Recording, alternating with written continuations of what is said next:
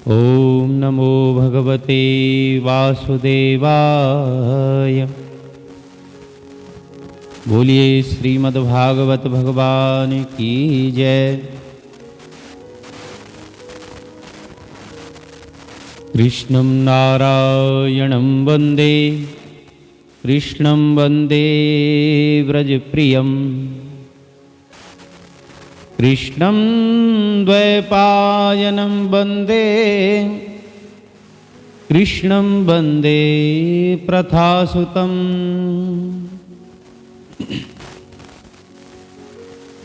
आप सभी भगवान के प्रेमी जन हमारे साथ श्रीमद् भागवत महापुराण की मूल कथा श्रवण कर रहे हैं, जिसमें 18,000 श्लोक हैं, 12 स्कंद हैं और 335 अध्याय हैं।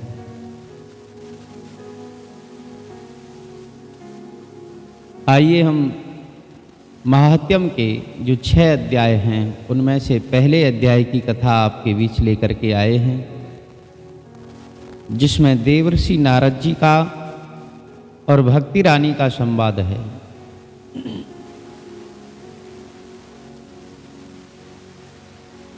जो वेदव्यास जी महाराज के द्वारा रचित है और भगवान के अनुग्रह से भक्तों का कल्याण करने हेतु ही इस जगत में श्रीमद् भागवत जी का प्राकट्य हुआ है। तो उन सच्चिदानंद घन प्रभु का हम अभिनंदन करते हैं।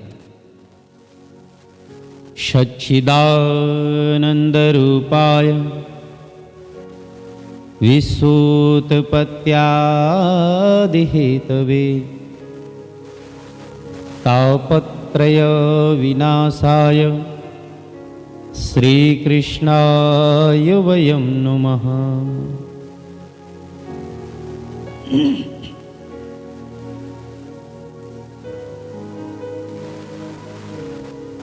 सच्चिदानंद स्वरूप भगवान श्री कृष्ण को हम नमस्कार करते हैं, जो जगत की उत्पत्ति, स्थिति और विनाश के कारण हैं तथा आध्यात्मिक, आधिदैविक और आधि भौतिक तीनों प्रकार के तापों का नाश करने वाले हैं। और वेदव्यास जी महाराज ने दूसरा श्लोक सुखदेव जी के बारे में लिखा कि यम प्रव्रजन्तमनुपेतमपेतकृत्यम् द्वैपायनो विरह कातर आजुहाव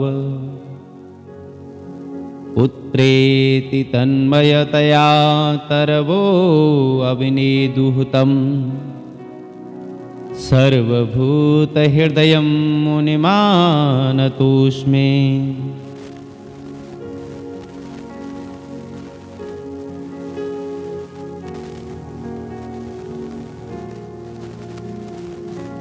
जिस समय श्री सुखदेव जी महाराज का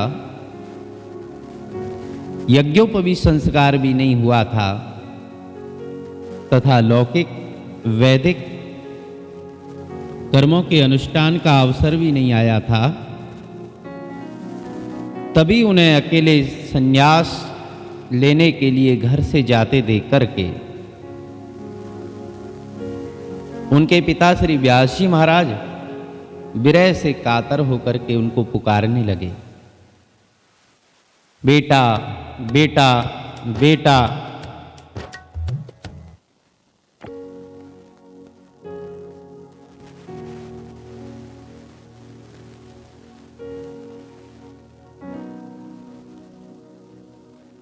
तो उस समय वृक्षों ने तन्मय होने के कारण श्री सुखदेव जी की ओर से उत्तर दिया कि ऐसे सर्वभूत हृदय स्वरूप श्री सुखदेव जी महाराज को मैं नमस्कार करता हूं। वृक्षों ने कहा कि व्यासी, आप मोह के कारण जिसको अपना पुत्र समझ रहे हैं ना, वो तो सर्वभूत हृदयों में निवास करने वाले वासुदेव हैं। कथा प्रारंभ होती है कि एक बार भगवत कथा अमृत का रसास्वादन करने में कुशल मुनिवर सौनक जी ने नैमिषारण्य क्षेत्र में विराजमान महामती श्री सूत जी महाराज को नमस्कार करके उनसे पूछा कि हे सूत जी महाराज, आपका ज्ञान अज्ञान अंधकार को नष्ट करने के लिए करोड़ों सूर्यों के समान है। आप हमारे कानों के लिए रसायन अमृत स्वरूप सार गर्वित कथा बताइए। भक्ति और ज्ञान वैराग्य से प्राप्त होने वाले महान विवेक की वृद्धि कैसे होती है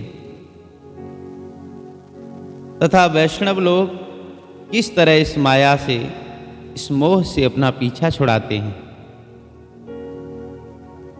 महाराज, इस घोर कलयुग काल में जीव प्रायः आश्रित स्वभाव के हो गए हैं। विविध क्लेशों से आक्रांत इन जीवों को शुद्ध बनाने का सर्वश्रेष्ठ उपाय क्या है, ये आप बताइए। हे श्री सूत जी महाराज, आप हमें कोई ऐसा शाश्वत साधन बताइए जो सबसे अधिक कल्याणकारी तथा पवित्र करने वालों में भी पवित्र हो तथा जो भगवान श्री कृष्ण की प्राप्ति कराए दे।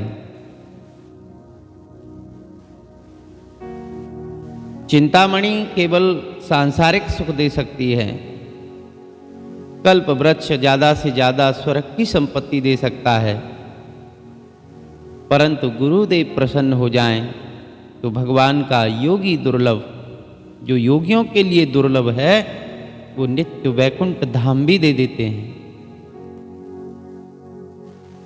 सूत जी ने कहा, सौनक जी, तुम्हारे हृदय में भगवान का प्रेम है,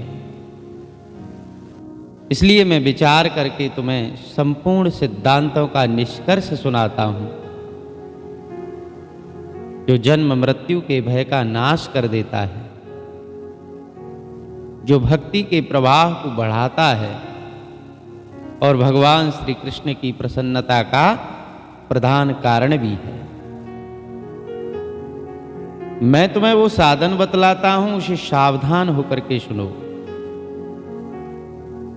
श्री सुखदेव जी ने कलयुग में जीवों के काल रूपी सर्प के मुख का ग्रास होने का जो डर है, जो त्रास है,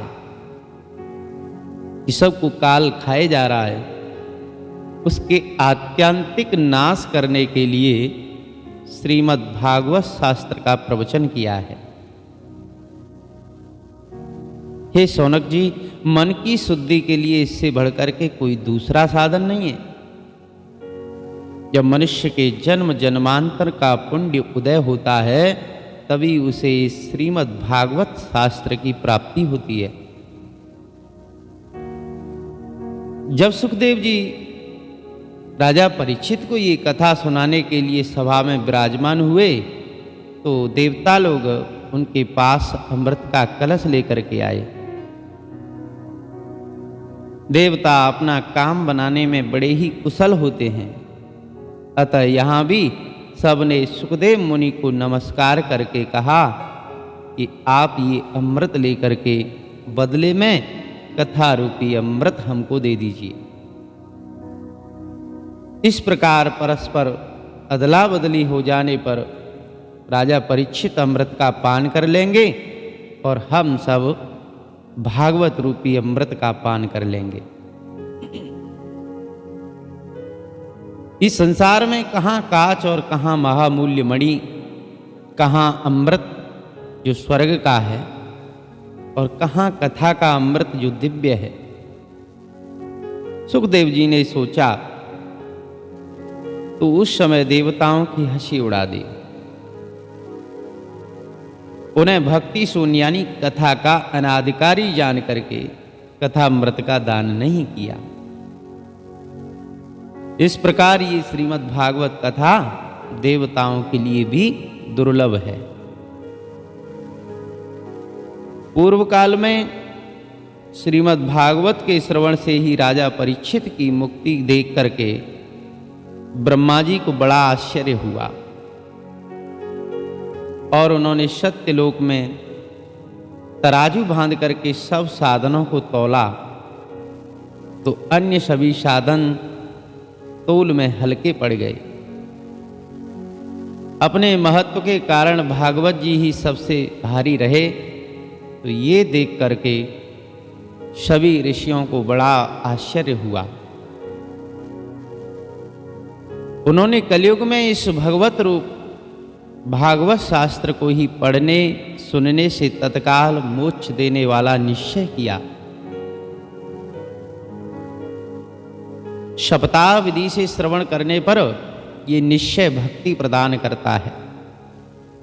पूर्व काल में इसे दयापरायण सनकादिकों ने देवर्षि नारद जी को सुनाया था।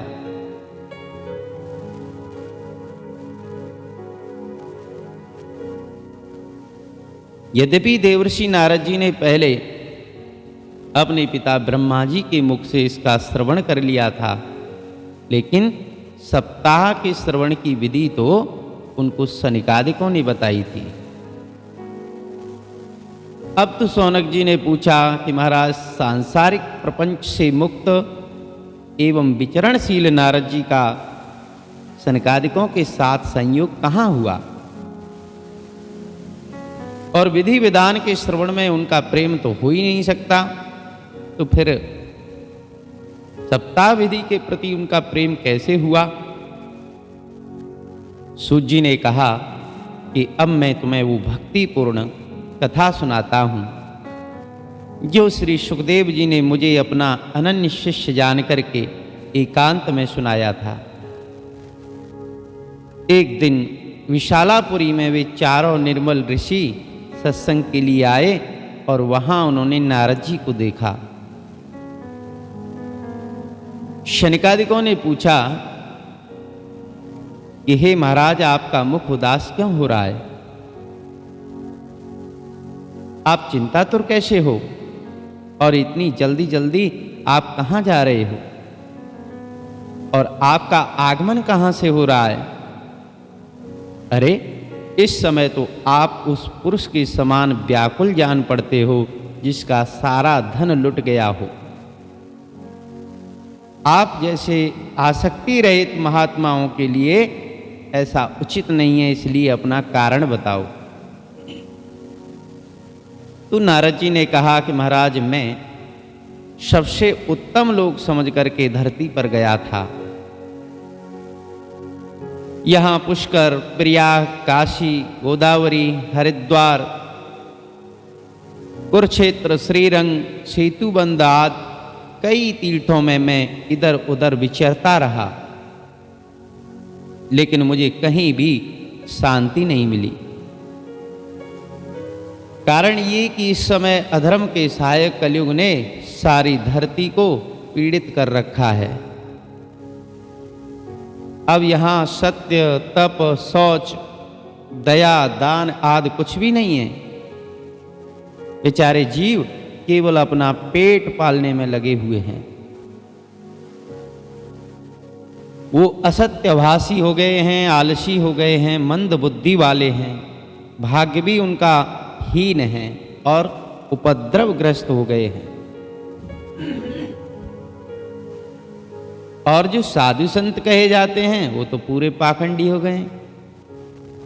देखने में तो विरक्त लगते हैं, लेकिन स्त्री धन आज सभी का वो परिग्रह करते हैं। महाराज, घरों में स्त्रियों का राज्य है, साले सलाहकार बने हुए हैं और लोभ से लोग अपनी पुत्री तक को बेच देते हैं। घर घर में स्त्री और पुरुषों में कलह मचा रहता है। महात्माओं के आश्रम, तीर्थ और नदियों पर विधर्मियों का अधिकार हो गया है। उन दुष्टों ने बहुत से देवालय भी नष्ट कर दिए हैं। इस समय यहाँ न कोई योगी है, न कोई सिद्ध है, न कोई ज्ञानी है और ना ही कोई सत्कर्म करने वाला ही है। सारे साधन इस समय कली रूप दावानल से जल करके भस्म हो गए हैं। इस कलयुग में सभी देशवासी बाजारों में अन्न को बेचने में लगे हैं। ब्राह्मण लोग पैसा लेकर के वेद पढ़ाते हैं और स्त्रियां वेश्यावृत्ति से निर्वाह करने लगी हैं। इस तरह कलयुग के दोषों को देखता हुआ और धरती पर विचरण करता हुआ मैं यमुना जी के किनारे पर पहुंचा, जहां पर भगवान श्री कृष्ण ने अनेकानेक लीलाएं की थी। हे महात्माओं, वहां मैंने एक बड़ा आश्चर्य देखा।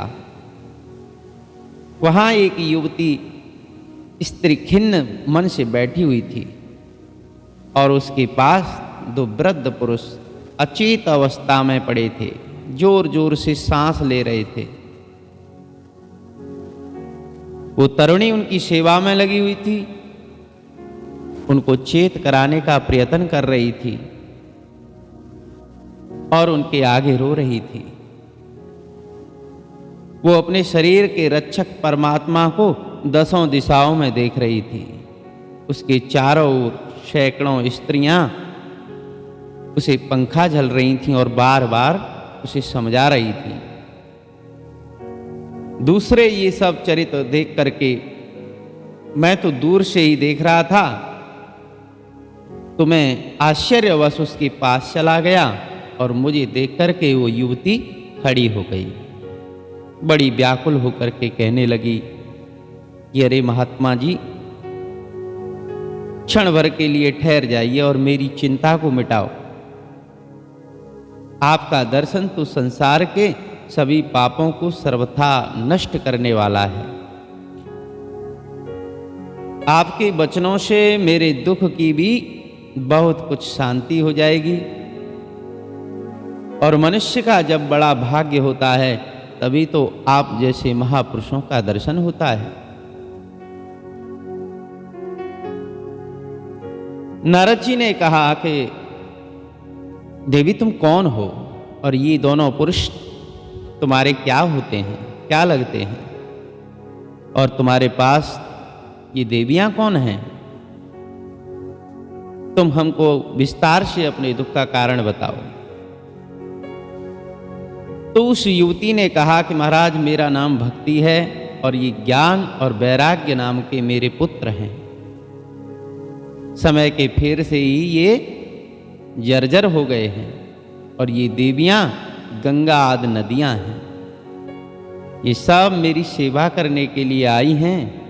इस प्रकार साक्षात देवियों के द्वारा सेवित होने पर भी मुझे शांति नहीं मिल रही, मुझे सुख नहीं मिल रहा। हे महात्मा जी, अब ध्यान देकर के मेरा वृतांत सुनो। मेरी कथा तो वैसे प्रसिद्ध है, फिर भी उसे सुन करके आप मुझे शांति प्रदान करें।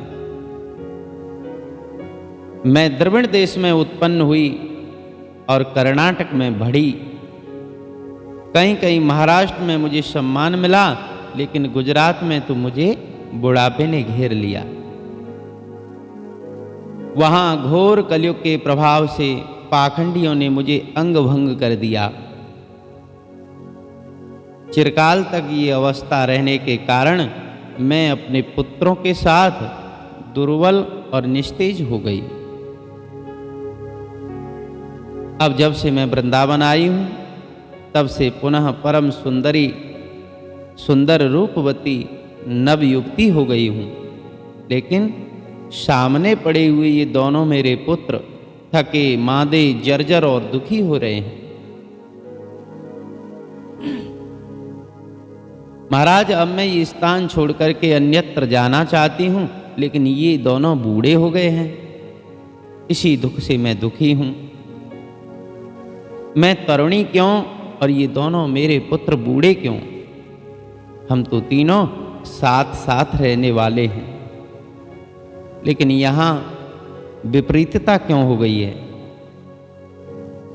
महाराज, होना तो ये चाहिए कि माता बूढ़ी होए और पुत्र जवान हो।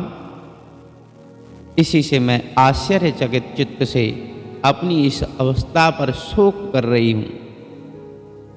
आप तो परम विद्वान हैं, तपस्वी हैं, योग निधि हैं, तो मुझे बताएं कि इसका कारण क्या है। नारद जी ने कहा कि देवी, मैं अपने हृदय में ज्ञान दृष्टि से तुम्हारे सारे दुख का कारण पता कर रहा हूं। तुमको दुखी नहीं होना चाहिए। श्री हरि तुम्हारा कल्याण करेंगे, तुम्हारे संकट का हरण करेंगे। सूत जी कहते हैं कि शौनकादि ऋषियों महात्मा नारद ने एक क्षण में ही उसका कारण जान करके कहा कि देवी सावधान होकर के सुनो। ये दुख देने वाला कलयुग है। इसी से इस समय सदाचार, योग मार्ग, तप आदि सभी लुप्त हो गए हैं। लोग सठता और दुष्कर्म में लग करके अघासुर यानी कि पापासुर बन चुके हैं। संसार में जहां देखो वहीं सत्पुरुष दुख से मलिन हैं और दुष्ट सुखी हो रहे हैं। इस समय जिस बुद्धिमान पुरुष का धैर्य बना रहे वही बड़ा ज्ञानी या पंडित है। धरती क्रमशः प्रति वर्ष शेष जी के लिए भार रूप होती चली जा रही है। अब ये छूने योग्य तो क्या, देखने योग्य भी नहीं रह गई, और ना इसमें कहीं मंगल ही दिखाई देता है। अब किसी को पुत्रों के साथ तुम्हारा दर्शन भी नहीं होता। विषयों में रत होने के कारण अंधे बने हुए जीवों से उपेक्षित होकर के ही तुम जर्जर हो गई हो। लोगों के हृदय में भक्ति नहीं है। वृंदावन के संयोग से तुम फिर नवीन तरुणी हो गई हो। अतः ये वृंदावन धाम धन्य है, जहां भक्ति सर्वत्र नृत्य कर रही है। परंतु तुम्हारे इन दोनों पुत्रों का यहाँ कोई ग्राहक नहीं है, इसलिए इनका बुढ़ापा नहीं छूट रहा। यहाँ इनको कुछ आत्मसुख आनंद की प्राप्ति होने के कारण ये सोए हुए जान पड़ते हैं। भक्ति देवी ने कहा कि महाराज, राजा परीक्षित ने इस पापी कलयुग को क्यों रहने दिया? इसको तो मार देना था। अरे इसके आते ही सारी वस्तुओं का सार न जाने कहां चला गया। करुणा में श्री हरि से भी ये अधर्म कैसे बच रहा है, वो क्यों देख रहे हैं इसको? हे महात्मा, मेरा ये संदेह दूर करो। आपके वचनों से मुझे बड़ी शांति मिली है।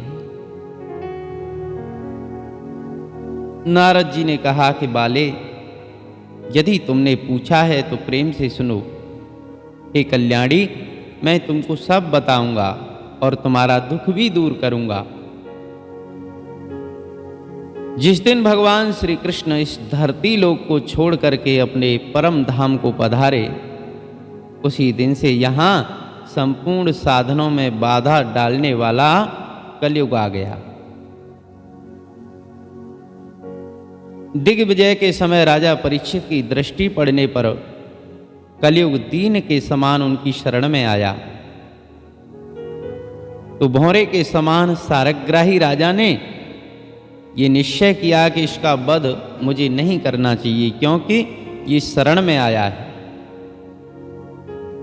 और फिर इसके अंदर गुण भी देखा, क्योंकि राजा तो गुणग्राही थे। जो फल तपस्या, योग और समाधि से भी नहीं मिलता, कलयुग में वही फल श्री हरि कीर्तन से भली भांत मिल जाता है। भगवान के नाम संकीर्तन से ही इस युग में सारे फल प्राप्त हो जाते हैं। इस प्रकार सारहीन होने पर भी उसे इस एक ही दृष्टि से सार युक्त देख करके उन्होंने कलयुग में उत्पन्न होने वाले जीवों के सुख के लिए इसको रहने दिया, छोड़ दिया। देवी, इस समय लोगों के कुकर्म में प्रवृत्त होने के कारण सभी वस्तुओं का सार चला गया है। धरती सारे पदार्थ बीजों को भूसी के समान बना दिए अपने भीतर धारण कर गई। ब्राह्मण केवल अन्न धन आदि के लोभ बस घर घर एवं जन जन को भागवत की कथा सुनाने लगे हैं, इसलिए कथा का सार चला गया। तीर्थों में अनेक प्रकार के अत्यंत घोर कर्म करने वाले नास्तिक और नारकी पुरुष भी रहने लगे हैं, इसलिए तीर्थों का सार भी चला गया। जिनका चित्त निरंतर काम, क्रोध, महान लोभ और तृष्णा से तपता रहता है, वे भी तपस्या का ढोंग करने लगे हैं, इसलिए तपस्या का भी सार चला गया। और मन पर काबू न होने के कारण तथा लोभ, दंभ और पाखंड का आश्रय लेने के कारण एवं शास्त्र का अभ्यास न करने के कारण ध्यान योग का फल भी मिट गया। पंडितों की ये दशा है कि वे अपनी स्त्रियों के साथ भैंसों की तरह रमण करते हैं, उनमें संतान पैदा करने की ही कुशलता पाई जाती है। मुक्ति साधन में तो वे सर्वथा अकुशल हैं। संप्रदाय के अनुसार प्राप्त हुई वैष्णवता भी कहीं देखने में नहीं आती। इस प्रकार जगह जगह सभी वस्तुओं का सार लुप्त हो गया है। ये तो इस युग का स्वभाव ही है, इसमें किसी का दोष नहीं है। इसी से पुंडरीकाक्ष भगवान बहुत पास में रहते हुए भी सब देख रहे हैं कि इस कलयुग का भी समय है।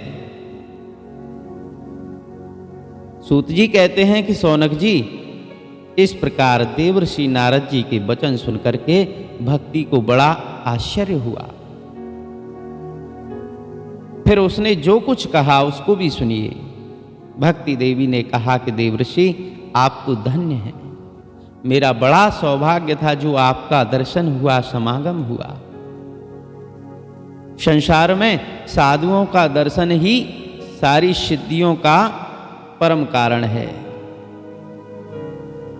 आपका केवल एक बार उपदेश सुनकर के कयादु कुमार प्रहलाद ने माया पर विजय प्राप्त कर ली। ध्रुव जी ने भी आपकी कृपा से ही अचल पद प्राप्त किया। आप सर्वमंगलमय और साक्षात ब्रह्मा जी के पुत्र हैं। मैं आपको नमस्कार करती हूं। इस प्रकार पहले अध्याय में महात्म्य के में भक्ति रानी ने अपना परिचय दिया, अपना दुख निवेदित किया। इसी के साथ इस अध्याय की 80 श्लोक में समाप्ति होती है। और अगला जो अध्याय है, द्वितीय अध्याय महात्म्य का, जिसमें 6 अध्याय हैं जो पद्म पुराण से लिया गया है। अगले अध्याय में भक्ति का दुख दूर करने के लिए नारद जी प्रयास करते हैं, प्रयत्न करते हैं। आप सभी भक्तों के बीच में हम अगले अध्याय की कथा दूसरे एपिसोड में लेकर के आवेंगे।